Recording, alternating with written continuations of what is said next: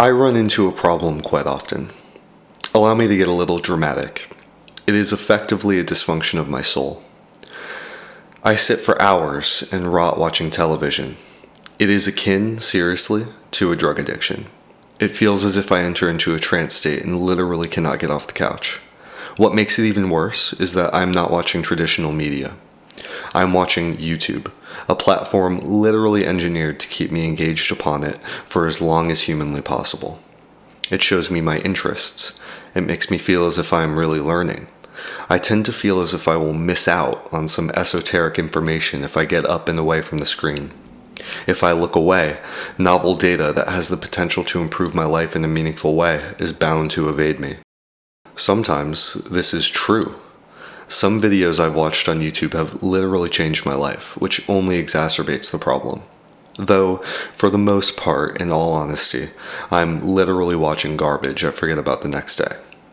Parasocial interpersonal drama, internet politics, some idiot rambling about his own world, niche cultural criticisms, the list goes on and on.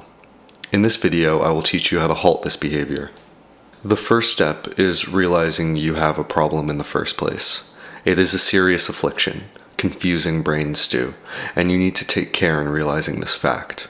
Watching content on YouTube without any semblance of discipline all day is literally making you retarded. It is pulling you away from your own felt experience. Consume or produce. This is a foundational polarity.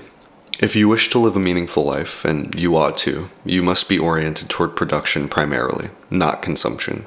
Now, let this be said. You cannot fully halt all consumption, nor should you. You need to control your consumption, not just in regard to the length of time you consume things, but also in regard to where you consume things and what you consume. You need to control how you consume. People think this is trivial, but it is one of the most important changes you can make to better yourself and your condition. Step 2. The castration of YouTube. You need to neuter YouTube's algorithm. You need to see it as a hostile force of control and manipulation. By default, it is. However, we can turn YouTube into a force for good. But how exactly does one go about this? I will show you. If you watch YouTube on television, a mobile device, or a gaming console, you cannot fully limit it. Going cold turkey is inadvisable, and generally impossible. Instead, leave watching YouTube via these aforementioned mediums for when you are relaxing or eating, but set a timer and strictly adhere to it, lest you get pulled into a deep slumber. Create a specific account for this set of devices, so that you can subconsciously separate this form of YouTube consumption from the other more useful form we are going to create. If you're watching YouTube on the computer, you can effect real change, and turn YouTube into a very powerful tool. Here's how. Download the browser extension Unhook. Utilize these specific settings. This is the new YouTube. It is now a searchable index, not a trained algorithm with malevolent intent. I want to really drive this point home.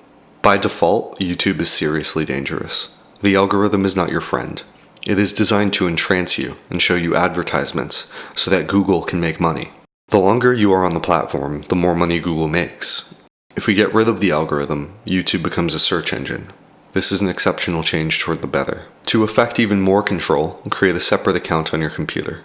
Use this account for learning and discovery. Subscribe to channels that are actually useful and informative, ran by thought leaders in your field of interest. For instance, if you are really into computer science and coding, subscribe to those channels which ultimately further your understanding of the topic.